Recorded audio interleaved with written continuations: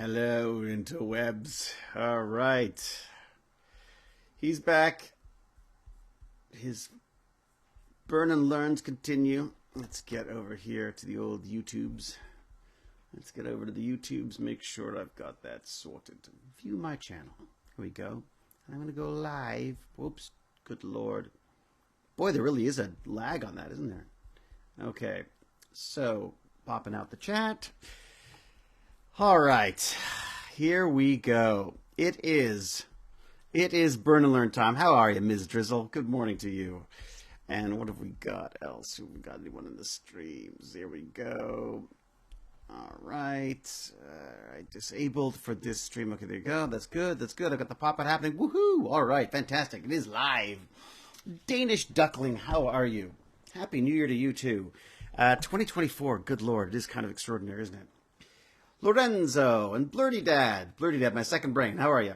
Blurty Dad is my second brain. Blurty Dad helps me when the dementia kicks in or just the lack of oxygen to my brain thanks to exercise. Blurty Dad leaps in and helps me out by finishing my words for me. Because words are hard, folks. Amy Sanford, good morning to you. Good morning, chat. Fantastic. Hope everyone's doing well today. I too.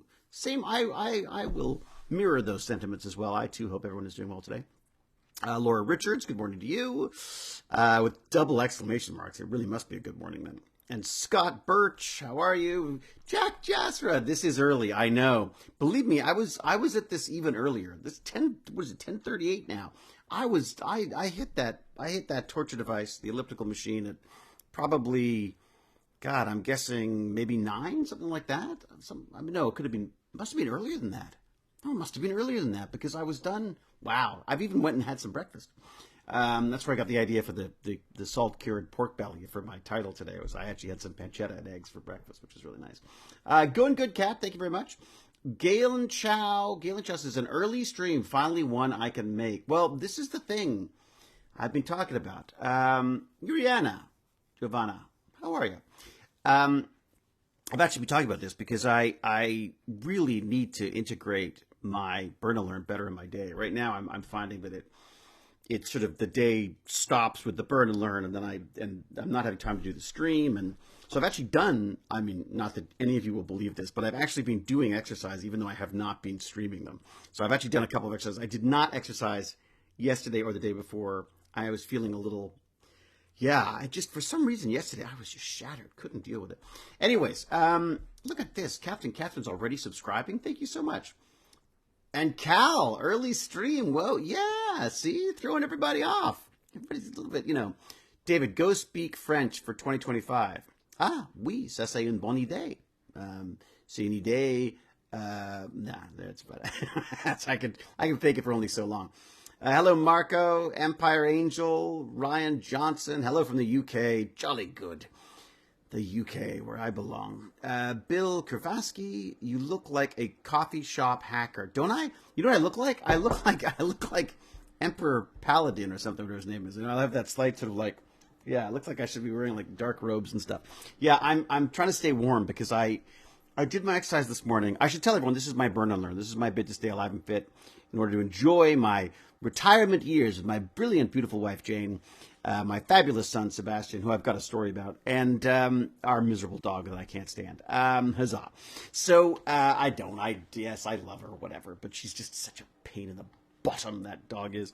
I got down this morning, I stumble down the stairs to make my son his lunch before he takes off, and I wake him up and stuff, and or Jane does, one of us does, but this morning it was me, and because Jane like just did something to the muscles in her back. She was moving these chairs for my dad, and because we don't want my dad doing it, of course Jane's back goes in the process.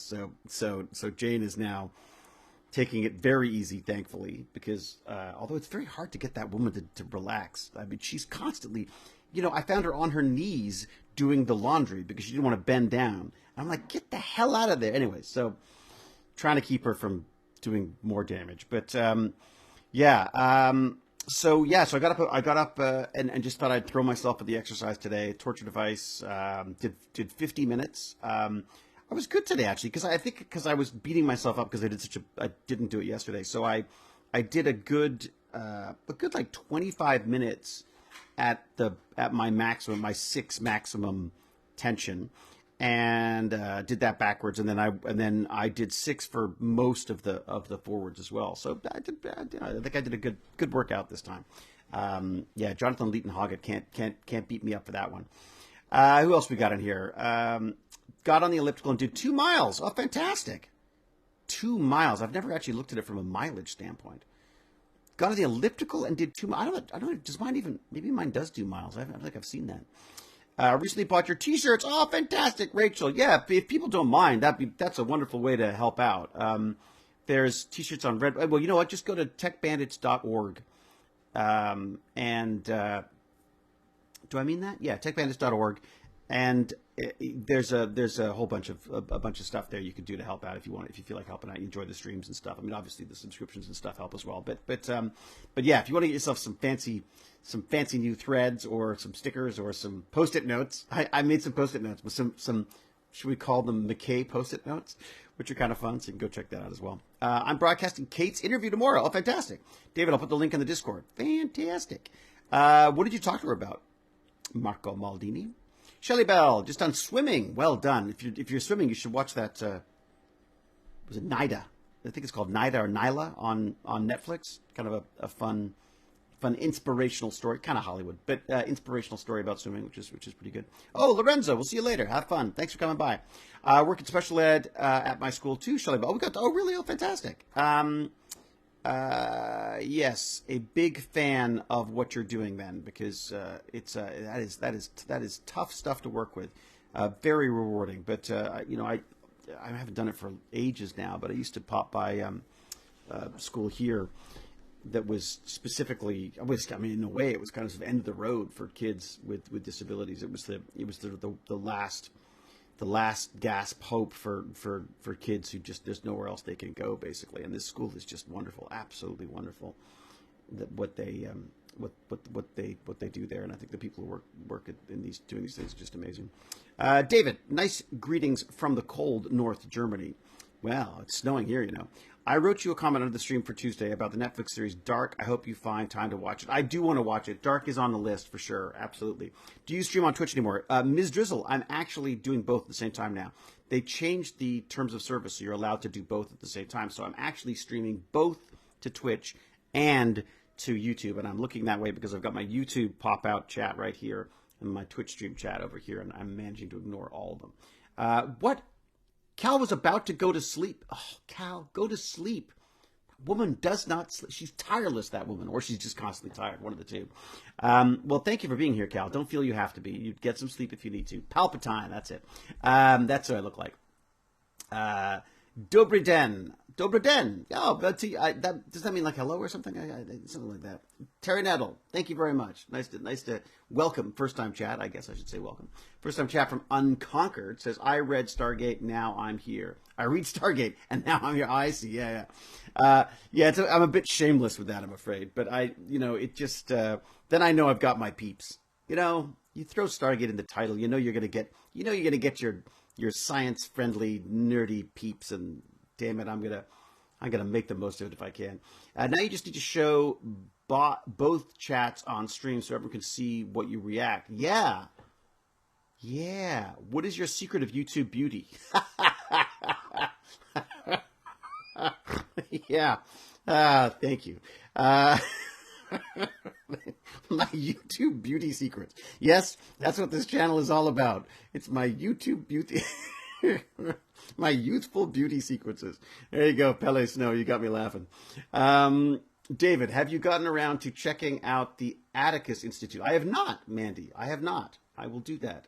That is an excellent comment. It's very true, Captain Catherine. Coffee or tea? Coffee now. I've got coffee, and here's the usual plan. I do tea first. I drink my tea in the mornings. That's how we start, because I've been doing that since I was like 14. I did get off caffeine for a while. I am now basically back on it again, but I try to be a little bit more. This is sort of a half calf. There's a wonderful coffee that my wife gets me called Half Ass, and it's a kick-ass coffee, but it's a half-ass kick-ass coffee, and it's so it's not entirely as caffeinated. And then sometimes I throw some extra caffeinated stuff in there just to give it a good coffee-like taste. Maybe the secret is all that greasy pork belly. Exactly, Captain Catherine. Yeah, if this was, you imagine if this was actually like this is your self-help and for the glowing skin of a Stargate scientist. There you go.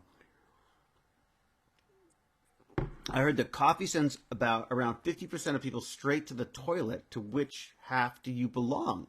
Not me. No. I mean, that's interesting. Really? I guess Jack Jasher doesn't drink coffee, obviously.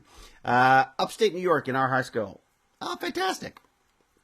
Nerds of the world unite. Exactly. That's it. You can always trust Stargate to bring together a bunch of interesting people. That's what I love about it. I should talk about the learn part of my Burn and Learn before I forget, which I did. I think last time I entirely forgot about it. But so I'm reading this wonderful book called The Song of the Cell. And when I say reading, well, actually, I am kind of reading it as well now, because what I've done is I've got this. I've got the audio version, which I listen to while I'm on the torture device on the exercise machine. And then what I found is that, especially with this biology stuff, I mean, I'm very lucky in that James R. Gurney is there to explain stuff to me for me if I need to. I think probably in a lot of cases, and I'm really looking forward to talking to him about this book afterwards. Because James does this stuff all the time, anyways. Again, one of the wonderful things about the Stargate community stuff is there's always a nerd who knows something. As it turns out, James R. Gurney knows just about everything. So I'm reading this book, this Song of the Cell. It is about, it's, what do they call it? An exploration of medicine and the new human, which sounds all very sort of spacey, but it's actually very down to earth. I believe the guy is an oncologist, although he's trained in different fields as well. I think he was also doing blood work stuff as well. But it's kind of interesting because there's a guy who studies cancer talking about the cell over history and how we're sort of exploring it, how it works. Not just how it works, but also the history of how we discovered how it works and the mysteries that still sort of elude us to this day. I'm on this section called The Tampered Cell, where they talk about where we start messing with stuff. We've talked about in vitro fertilization. We've talked about, this huge uproar when it first occurred. The idea of, as they called them, test tube babies, although, of course, test tubes weren't really involved in any way. It just sounded good for the media folks, I guess. But, the idea that treating infertility as a sickness, or as a disease or something to be cured was actually, I mean, we don't think much about it now, but at the time was quite revolutionary, right? There was a certain sense of like, well, if you're not meant to have children, you're not meant to have children, all this kind of stuff. Whereas the science caught up with the fact that we could then figure out how to, there were a number of different technologies that came together that allowed us to sort of be able to harvest eggs and then ripen them and then sperm washes and all these kind of things that allowed us to do these in vitro work. And then so it goes a lot into that process. What's nice about it is he talks about the history, he talks about some of the politics. He also gets into the actual biology of the stuff, like how this stuff actually works, how the cells divide, and how I always wondered why my father got into obstetrics and gynecology. It just seemed like a weird thing for a guy to be into. But when I which I'm sure is just a silly way to think about it. But I mean, I always wondered about it. But reading this stuff and listening to this stuff, because the reading part is I've also got the Kindle as well. I gave in and bought the Kindle as well because there were so many things I wanted to go back, and it's hard to sort of find the right place on an audio thing, especially when your heart's in your throat, you're trying to exercise and you feel like crap.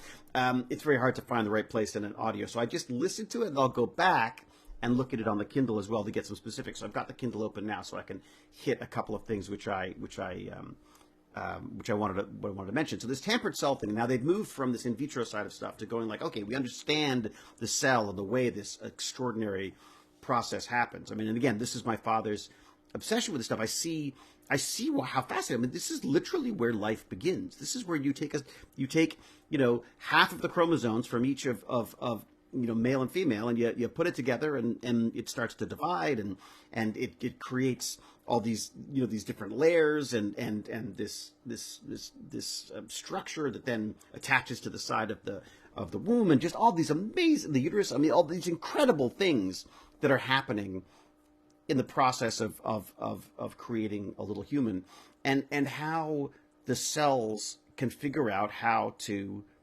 become what they're supposed to become. How do this very small amount of cells become this massive collection of cells that is us, and how that is influenced by both the internal processes of the cell and also these external forces, like what proteins they sense or don't sense will depend on how these things will change and grow over time. Just fascinating. So I sort of, as I say, I can sort of see why that would be fascinating to a doctor interested in biology. I mean, I get that. I always sort of thought of it as just sort of the baby part of it, and the stirrups and things. But I could see that there's a science there going on that I see as it's taken me 50 something years to finally realize why my father might have been interested in it. But I'm interested to talk to him about it, actually. He's got a book called We Can Have a Baby, which is all of his basically 30 years of study into infertility and obstetrics but primarily infertility,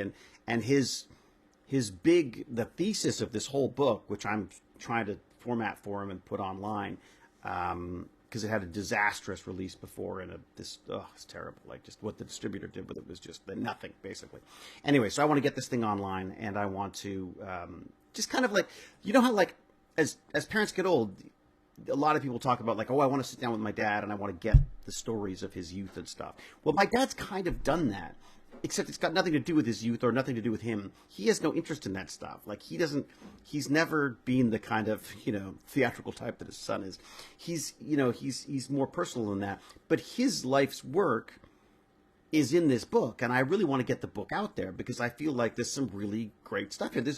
I had friends who, even when my father was retired, I had friends who said, like, please, can my sister or my wife or whoever talk to your father about infertility because there's some issues and whatever. And he would, obviously wasn't practicing medicine, but he would say, like, well, I would suggest you ask them about this, this, and this. They would go ahead and do it. Next thing you know, they're like pregnant 2 months later because it wasn't a high-tech solution. It was that we leap to high-tech solutions. It's that whole thing of like, was it to a carpenter what was it? Everything's a nail. If you're holding a hammer, everything's a nail. Something like that. Anyway, but the idea that if you are in vitro fertilization, then you're going to do in vitro fertilization. When the couple comes in, that's what you're going to get. That's what you're going to do for them. Whereas, my father's pointing out that there are some very low-tech, just biological processes and just understanding of reproduction that people don't get. Simple things. And so this book covers a lot of this stuff, and a large part of it is understanding the process of getting pregnant and all, and the biological processes that are going on in there. Just fascinating stuff. Anyways, so we're onto this tampered cell part of the book. So I'm listening to this book. I'm thinking about my dad's book, and we get into this area that scares the crap out of people. Right? This is this. Was it He Zhuang Ku? I butchered that, I'm sure. They call him JK, basically, for some reason. I'm not exactly sure. But he's this biophysicist turned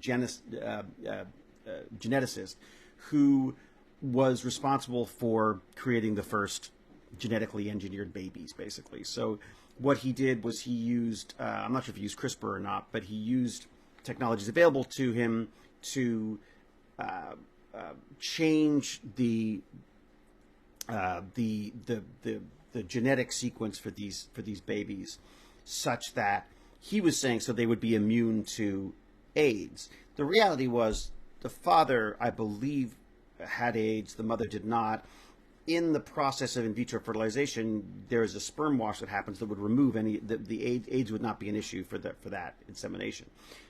So he wasn't really solving that. He also didn't genetically modify them in a standard way.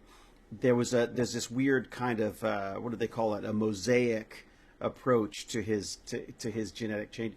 The point being, basically, was it seemed to, I mean, the author doesn't say it, but implies basically that perhaps this had nothing to do with science. This had to do with I am first to the party here.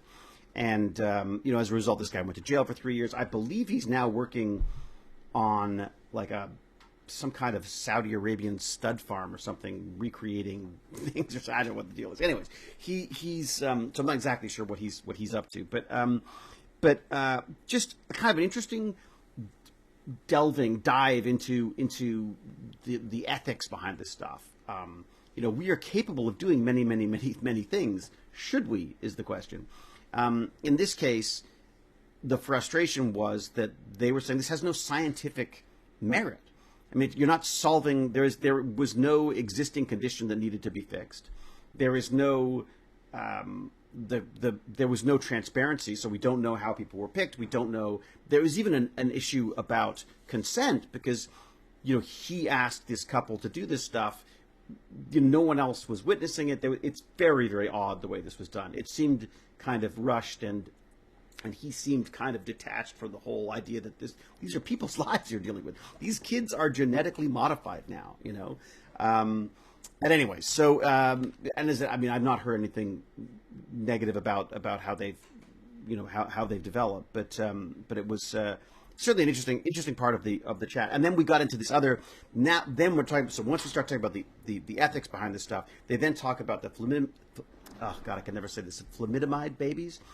These, classic patriarchy. Women become emotional and difficult when they're pregnant. So let's give this something to calm them down. They gave them this drug, which, as it turned out, was had a horrific effect. Like 20 milligrams, like 120 milligram pill to calm down mummy would turn out, could dramatically impact the development of the fetus, and you'd get these, they used to call them like the flipper babies. The cartilage didn't form properly.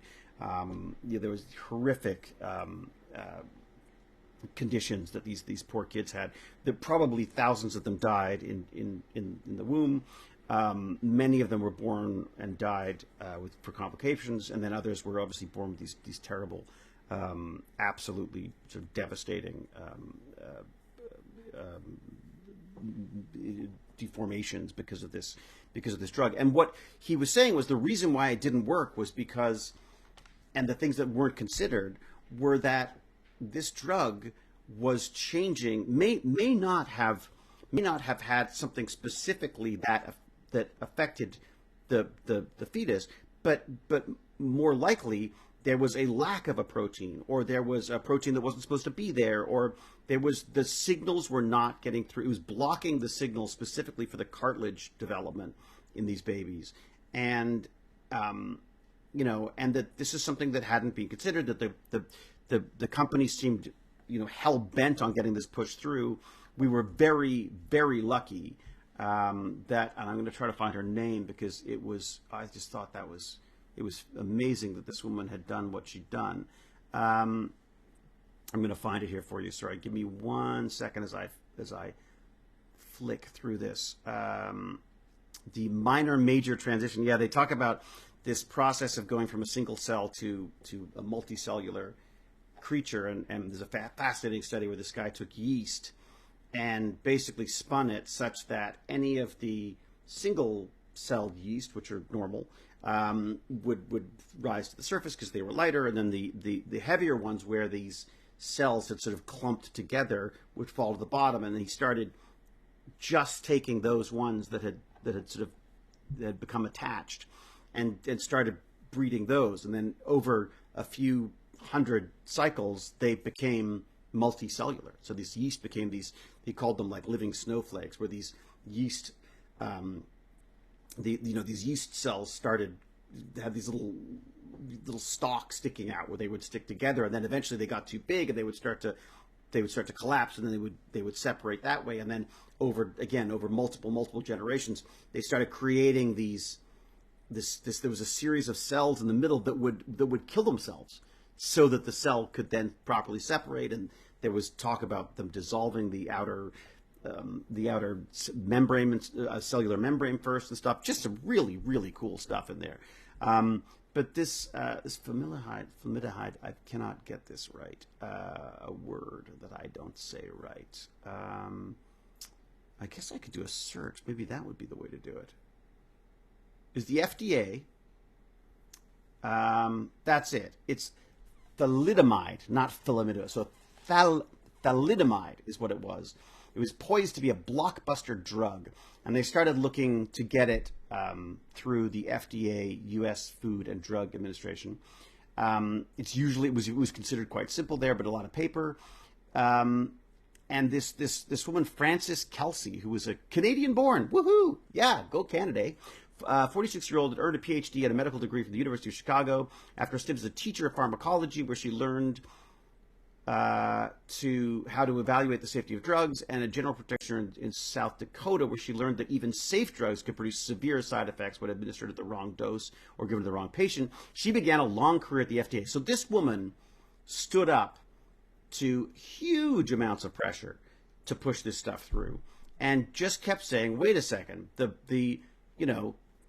it's up to these companies to prove that they're safe, and you're not proving to me that they're safe. And then these things started popping up about babies being deformed and stuff, and the company still pushed the drug into America and said, well, gave it to a bunch of physicians and said, well, look, it hasn't been proven to be a problem yet. And plus, we're not, officially releasing it. These are just for like test purposes. So basically saying like, oh, we'll get FDA later. Get out there, get this stuff out there. It's fantastic. Your mums will be all calm and collected. Anyways, and of course, it just led to a serious amount of these problems. The weird thing, and again, you start wondering about money and power, and the fact that if you've got that, you have a different set of laws applied to you. There's this. When they came to saying like who's responsible for this, it got thrown out. They never went after the company because one of the judges that was involved in it said like, oh, it was only one definitely proven case, which is not the case. It sounds like an absolute disaster. Here we go. So who was it? Okay, so it's Herbert J. Miller in 1962, the Assistant Attorney General of the U.S. Department of Justice, chose not to prosecute the company, arguing, as he says, with tragicomical absurdity, that it had distributed the drug to physicians of the highest professional standing, and that only one malformed baby had been definitely proven to be harmed. Both claims untrue. It concluded that criminal prosecution is neither warranted nor desirable, and the case was closed. Wow. And then, of course, Merrill, which is the company that was making it, quietly withdrew its application from the FDA. Wow. And thalidomide had been responsible for a crime of unfathomable proportions, but not a criminal was to be found. Wow. Like, who thought you'd get into this kind of weird, political drama stuff? Reading a book about the cell? This guy's amazing.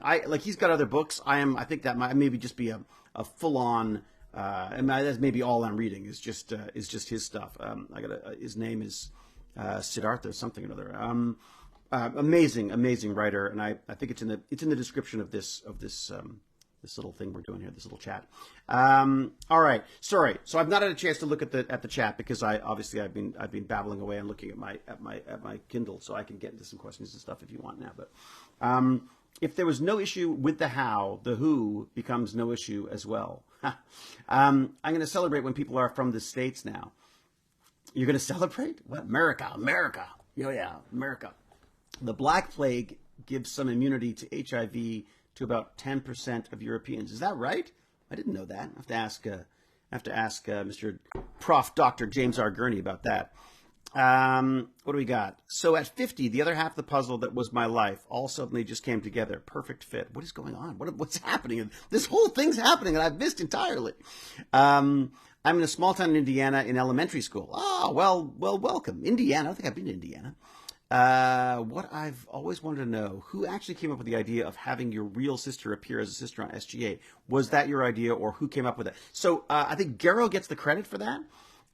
He watched a play that she had done and was like, wow, she's got some serious Hewlettisms, as he would call it. And so he wrote the part for her. I will say this, though. In one of the early episodes, in the script, I talked about a brother that I was no longer talking with, an estranged brother.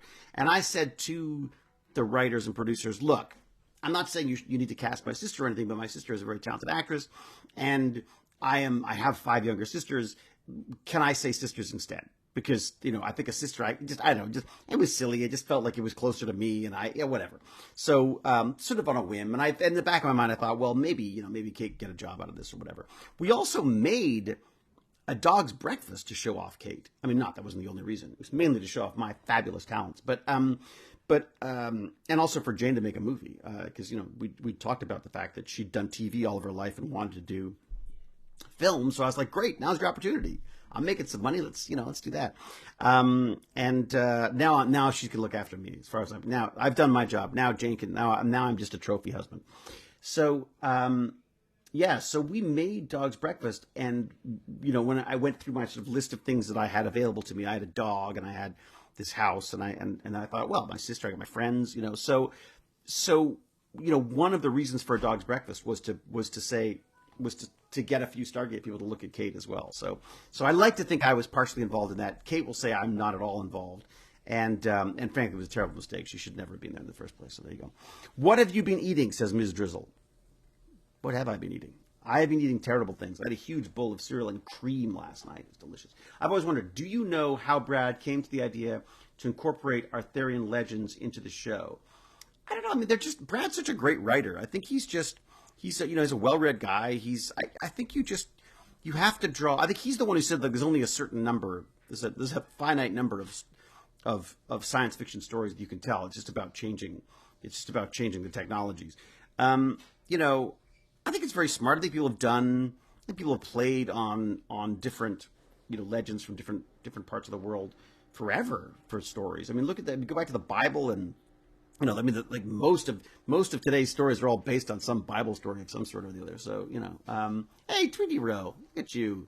Are those corgis or gerbils or what are they? But thank you. 5 p.m. for High Sky. Well, that is good. That is, your day's already over. Mine's just beginning. Well, it was just beginning. Now I've babbled on for God knows how long. In regards to medical practice and patriarchy, my mother was handicapped apparently because they wouldn't give my grandmother a C-section because you needed the father's signature at the time. Wow. 1950s. Glad that is not a law anymore. Yeah, no kidding, huh? It is extraordinary looking back on some of that stuff. Not that I was around in the 1950s before anyone jumps on that, Cal. The toothbrush scene kills me. Ms. Drizzle. And how did I do it? Yep, I just did it. Gordy One Kenobi, hello to you. Oh, wow. What Bill Kaversky talking about, I got my, Commodore 64. God, it was the best. The best. Anyone wants to send me their old Commodore 64, feel free. I loved that Commodore 64. I've been looking to get another one for a while. Computers have dominated my life since, I fell in love with computers the moment. I mean, really, the moment I saw them, I couldn't get over it. My father was an early adopter, had a Commodore 64, used it to run his office, which was unheard of at the time. He had a medical practice, and he's running it from, on Bank Street Writer and stuff on a Commodore 64. It's one of the things I'm kind of pushing him for the book, is I feel like he should, because he's retired now. He's been retired for years now. But, I was saying, like, is there something we could do, because I'd like it to earn some money for him. I mean, that would be nice, Doctors don't get retirement. Doctors don't get medical coverage or any of this stuff here. It's a very odd system here where you sort of get punished for being a doctor. I mean, not to say my father's done very well, but and has been very smart with his investments and stuff, and his children, of course. But it would be nice for there to be some sort of not a passive income because he's done the work already. But it would just be nice for him to be able to do, I don't know, I thought maybe he could create some, questionnaires or something for patients, so patients get an understanding of what's going to happen when they go in to talk to someone about fertility and stuff. Also the questions they should be asking, tests that they should make sure they get before they start diving into this high-tech stuff. It's going to be kind of interesting. What do we got? Yeah, get off the phone. Yeah, oh my God. No kidding, Bill. Like, I remember that. Like, I was like 2 diskettes into a Linux download, and then your sister picks up the phone to make a call to one of her friends, and it's like, God damn it, it's gone, it's done. I have to start all over again. It's frustrating. Wow, Amiga. I didn't get my Amiga till 1990. Yeah, I can't remember when we got ours. I know the first person I knew who had one was was a family friend who I didn't love at the time. I still don't. But they got this. They got a an Atari, with those weird plastic keyboards on them, and I was so jealous of that. He just used it for video games, but God, man, yeah, the programming right away, the basic stuff just sounded amazing. Yeah, ZX80, we've got one of those in England actually. Spectrum, Amiga 500. I mean, I would love to have a museum of old computers. Like if I could, I know there's some around, and I've got to figure out where they are because I got to go look at them. And I really wanted to go to the Commodore get together. There was out of town the other day that I was invited to, and I had every intention of getting out there, but it was just hours on the train, and well, at least an hour or so on the train, and I just couldn't get away. Raptor Rock, how are you? Yeah, I gotta say the Commodore stuff is oh god, it was so much fun, the basic stuff. And even now, like I use ChatGPT all the time for Python programming. I use it for coming up with little scripts and stuff. I have never been more Python productive than I have been with ChatGPT because it just allows you to finish. I'm getting finished program. I have a program now. I wrote a little Python program that opens up my MailerLite account, grabs the campaigns, pulls out an image, like a preview image of the newsletter, the Email of Awesome newsletter, an image from it. It also pulls out a link, and it formats it the way very ugly formatting, but formats it in an easy way in a little table, and then I can cut and paste that into my WordPress site. Bingo, it's done. Otherwise, I'm cutting and pasting and going back and forth, trying to find this, that, and what I've discovered is it allows you to create these little programs, then you can build on it. So you go, okay, this is my program. I'd now like to add this feature.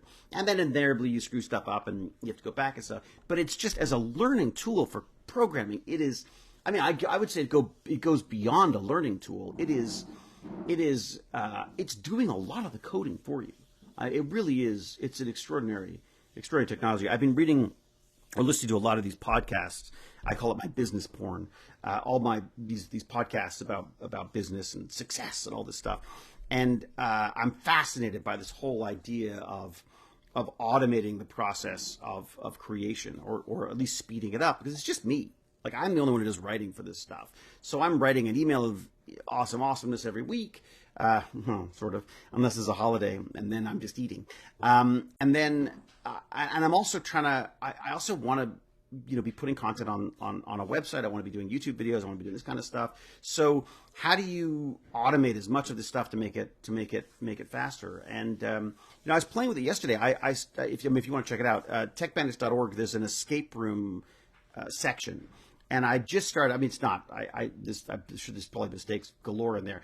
But a lot of the stuff that's in there right now is a list of things that I asked about that it filled out for me. So it fleshed out some stuff about about some curriculum connections to the things that I'm learning, and it's just extraordinary for creating content. I now need to go through and make sure that it's all in sync with what I want. I've done a bit of that, but not entirely. I'm fascinated by the kind of efficiencies you can get from this stuff, and especially with the Python programming. The next thing will be I'm looking into WordPress plugins because there's a bunch of plugin ideas that I have just for myself.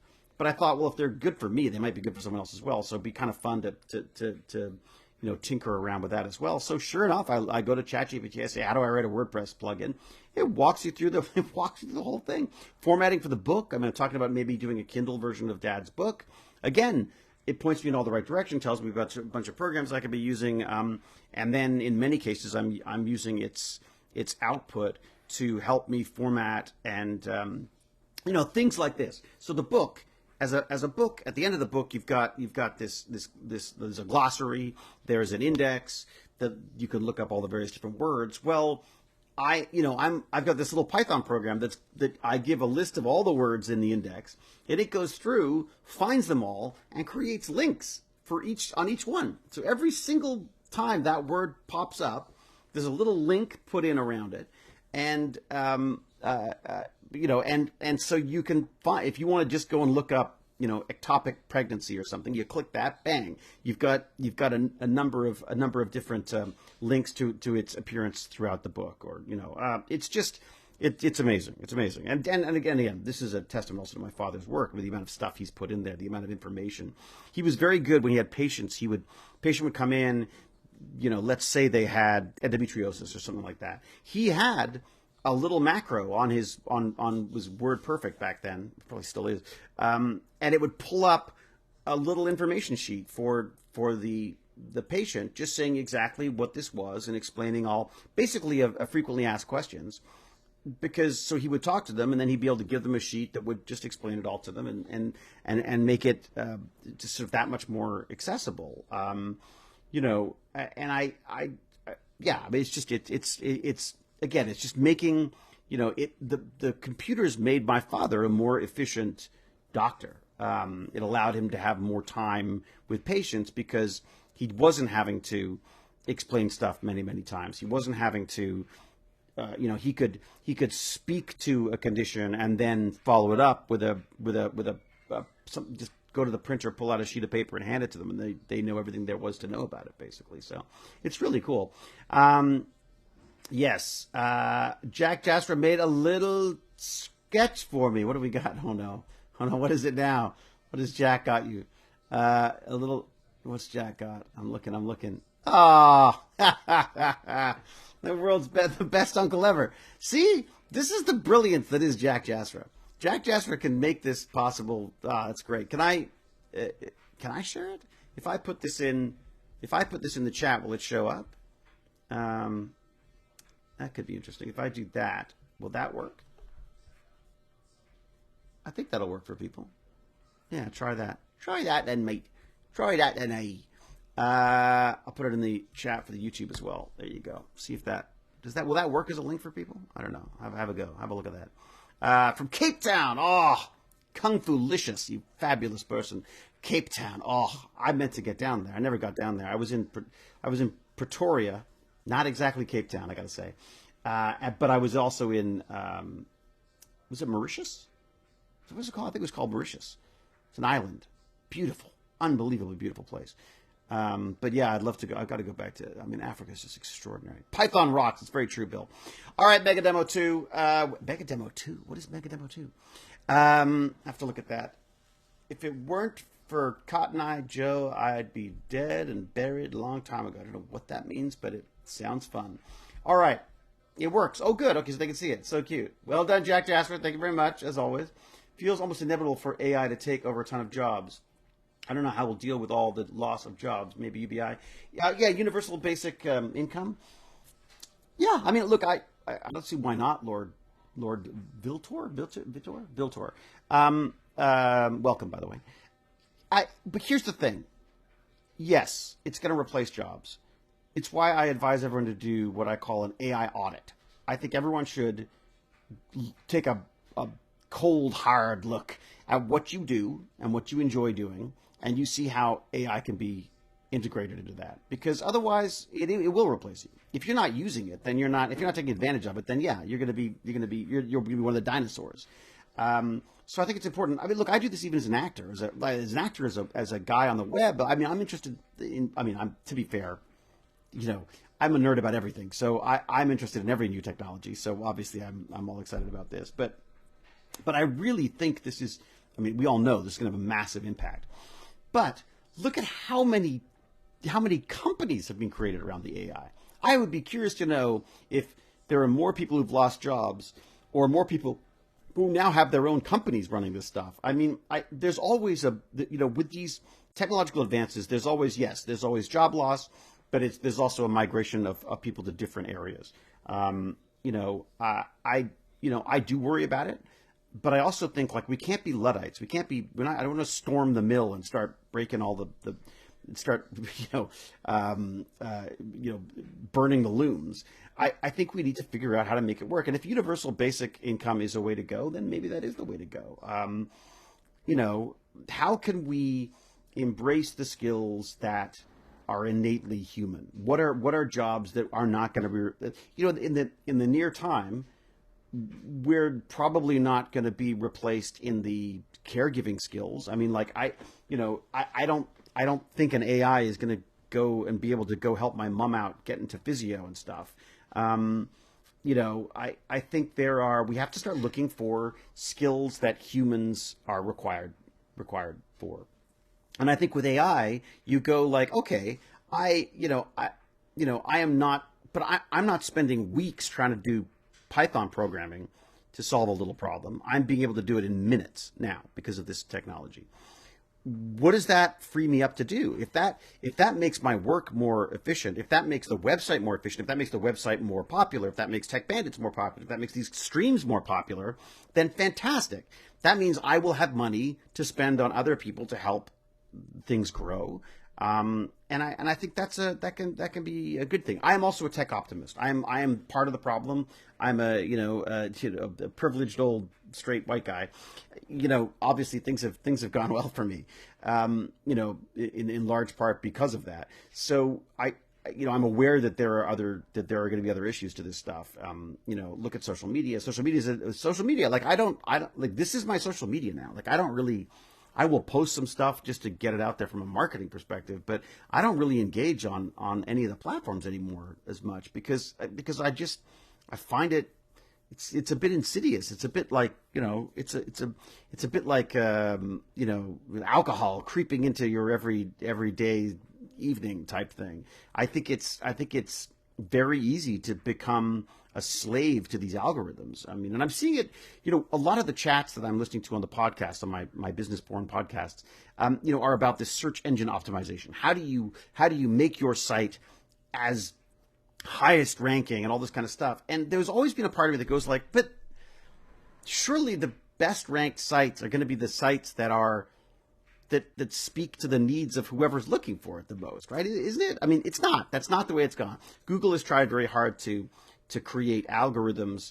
to help them, spider throughout the internet and come up with fast search responses. I get that. But what they're beginning to come back to, and what I found very humorous about listening to some of these podcasts, was that people are going like, yeah, it's really weird. There's like some websites that are just really good at giving out like quick little funny bits of information to people. And, oh, baby, I'm streaming, right? I know. Ah, can I turn it sideways for you? No. There you go. So I see my wife walk by in a towel behind me. The poor woman. These are I call them my winter quarters. So this is the little corner of poor Jane's changing room where that I'm set up during the winter because it's just too miserable in the garage right now. It just I can't do it. There's too many. The rodents that waddle by it's bad enough exercising out there. I think I've stolen a portion of poor Jane's space, but she's very graciously allowed me to do. And yes, so I'm tilting the camera away. Oh God, poor Jane. How does she put up with me? I don't know. Anyways, that also means she's out of the shower, which means I can shower, which I probably should because it's been quite a while sitting here, stewing in my own juices thanks to my exercise. That's a lovely image to leave you with. Uncut and live, exactly. All right. You don't know the song Cotton Joe? Those were the lyrics. Don't know what he's referenced. I don't know. Do I know? I don't think I know the song Cotton Joe. I don't think I do. UBI is probably unavoidable. Is it a bad thing? I mean, I always feel like, Canada is definitely more socialist in its leanings than America, perhaps. But at the same time, I feel like in America there's a tendency to equate socialism with like communism, the nanny states and all this kind of stuff. So I think we're probably, as Canadians, we're probably a little bit more left leaning with just because that's how we were raised. Although my father was pretty conservative. I always considered myself a bleeding heart conservative, or a bleeding heart Republican, I suppose, when I was American. I am American, but I have American, British, and Canadian passports, so it's I feel like I can insult every country now. I can be snarky about every country. but I find it very difficult to be Republican right now because I don't understand what's happening in that party. I just don't. I don't get it. Also, I think the pandemic's changed me a lot. I do feel like we should look after people better. I'm sort of shocked that we basically sacrificed our elderly by shoving them into these homes and then not looking after them properly. And I feel like we've been warned about pandemics for a long time. Bill Gates has been talking about it for years. Once again, our governments have not responded. They didn't respond well. Science did. My God, we came up with a vaccine so quickly. It was beautiful. And that was, again, a wonderful, collision of all these different technologies coming together. This was it cryomicroscopy and big data and the ability to genetic engineering. I mean, just like the ability to create these vaccines so quickly was just a modern marvel. But I think what it did shine a light on was just of how, we've got fair weather politicians. All of these politicians seem to be designed for just spending money, waving hands, and posing for photos. I mean, where are the politicians that actually are willing to stand up to stuff and the old school wartime, the Zelenskys of the world. I mean, I feel like there's this wonderful book that my friend was talking about, which I'm going to have to read actually. It was about the decline of civilizations and of big civilizations, and they were saying that it's not that they don't know that they're in decline. It's not that they don't know they're in trouble. It's that they don't know how to solve it. And I worry that we're in the same situation. And I mean that in America and in Britain and in Canada as well. I feel like politicians are they're not the great thinkers and the great strategists and the science-minded people anymore. They're like it's like they go to a special political school and they come out as these shiny, perfectly charming, perfectly photo op, ready humans that don't actually answer a question or solve a problem and basically just avoid and blame others when things go wrong. It's really frustrating. They always say that the best people for politics are the people who don't want to be in politics, and I mean that would be, of course. But what do you do? I mean, anyways, I don't know. I've just gone off on a total tangent there. It's just frustrating. I feel like corruption. Yeah, I mean that's it. I mean, I grew up being scared that the government was inefficient and couldn't do things well. I mean, that's a very Republican approach. It's like, was a small government approach to the world. I felt the government should stay out of stuff. We will figure this stuff out. We are much more efficient. We're much more money conscious and stuff than the government is. The reality is, even the so-called right are big government spenders, and why are we trusting corporations any more than governments at this point? I mean, I feel like they're just as corrupt, if not more, in many cases, and misusing their powers. So, anyways, I should wrap this up. It's almost been an hour. That's extraordinary. I can babble on. That's a good point. If we can't beat them, join them. I'm pretty sure Elon Musk made that point. How we need to improve ourselves to work with AI. So if they ever wake up, we are on the same level, and there isn't this massive difference in capabilities between us. But it seems like a fine line between symbiosis and becoming the Borg. I don't know. I mean, like I don't have the same distrust for the AI stuff. Keep in mind, as my friend Ari says, all it's doing is predicting the next word. That's basically what AI does. It just goes like, what is most likely the next word?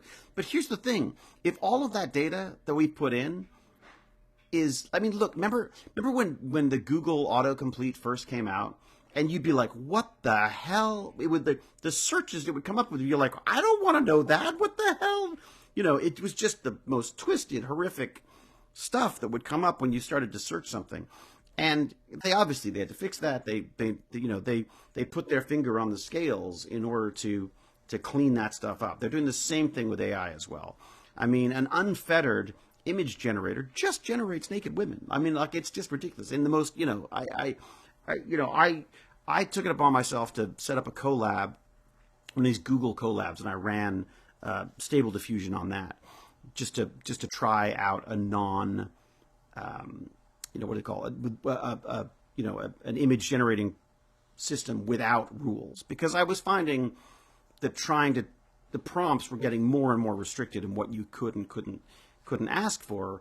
And I understood that, yes, they could be misconstrued, and obviously you don't want but this is part of the problem, is the corporations don't want their name on some racist bullshit that goes out, that's being generated by AI, but at the same time, no one goes after Microsoft because someone used Word to print up a list of fanatical fascist crap. You know what I mean? Like, the fact of the matter is, the information that has come to AI is the information that's being culled from the web, and that is us. That's just us. I mean, but it is also, we also got to remember that it's us in a very unbalanced format, because it is so easy to put out hateful, untrue, and misleading, and just erroneous stuff. It's very, very easy. I mean, God, you want to spit that? It takes, a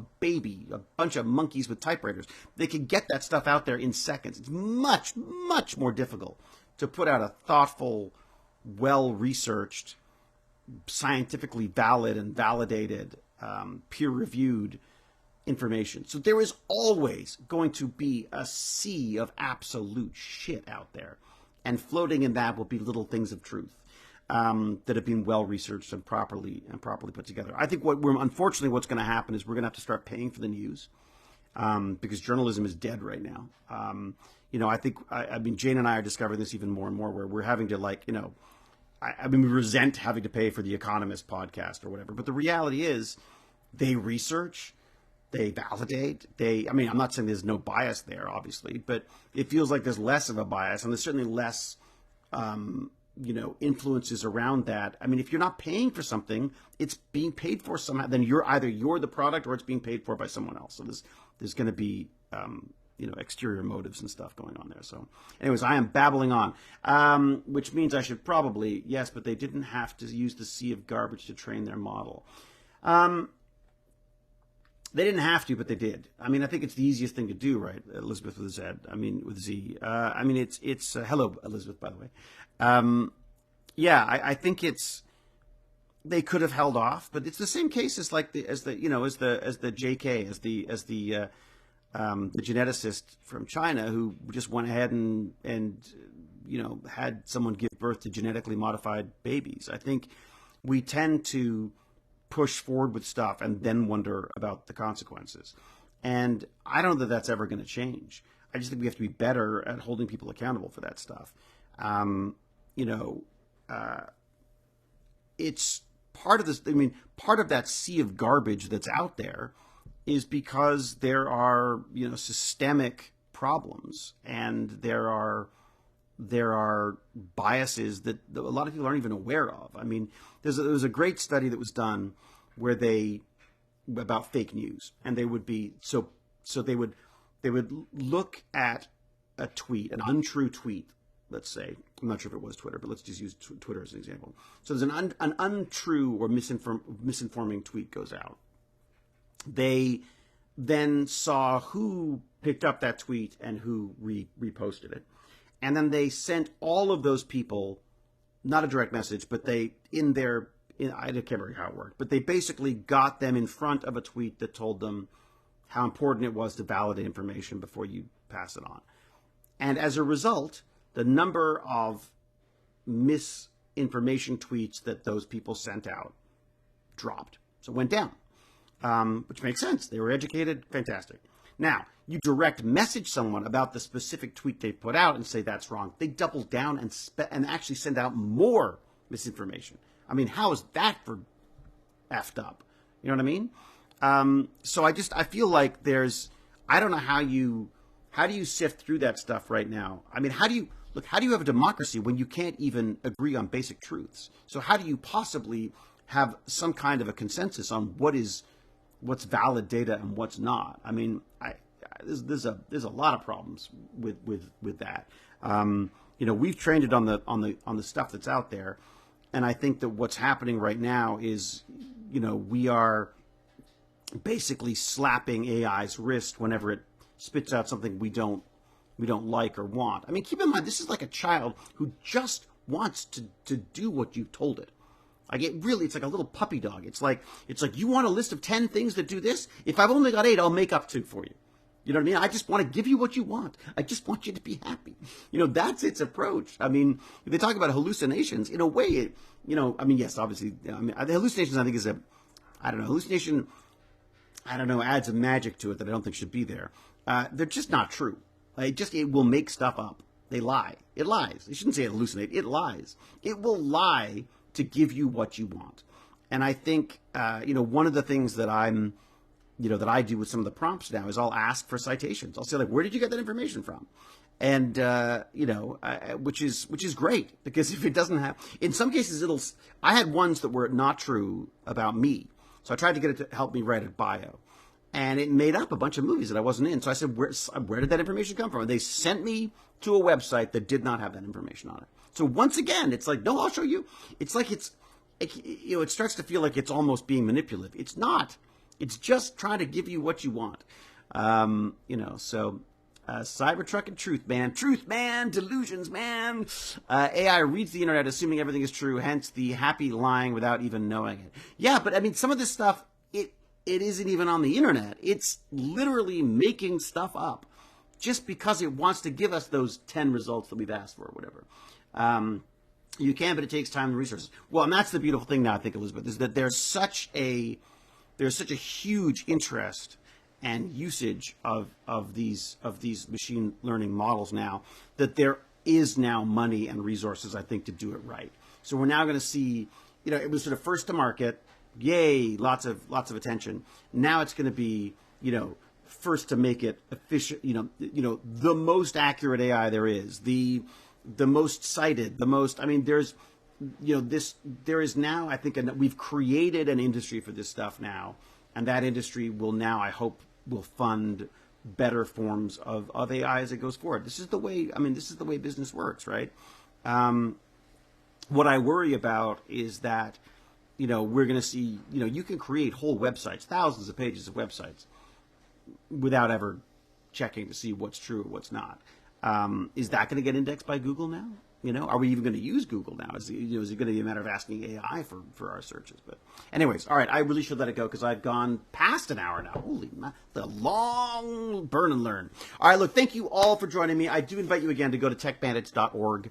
If you like this kind of stuff, then you should totally go there because you should sign yourself up for the Email of Awesomeness, where every week I flit through the interwebs looking for stuff that I find interesting and do a little bit more of a deep dive into it for myself. To get excited about it, hopefully to get you excited about it, and hopefully for that to allow you to then share the joy of lifelong learning with youngsters or whoever it is you're dealing with. I think a better educated world would be, I think, a happier world. So I'm looking forward to that. So I will say, until we geek again, be safe. Not be safe. I changed it, didn't I? Until we geek again, be brave, be kind, be brilliant. Cheerio and huzzah! Did I get that right? Be brave, be kind, be stupid. Be stupid. I can change it to be brave, be kind, be stupid. The one I always tell my son is be brave but not stupid, which I like as well. I don't know who told me that one, but I love that one. Be brave but not stupid. I think I was brave and stupid in many ways, and stupid and not brave in many others. But in this case, I would say yes. Be brave, be kind, be brilliant, and until we geek again, cheerio and huzzah!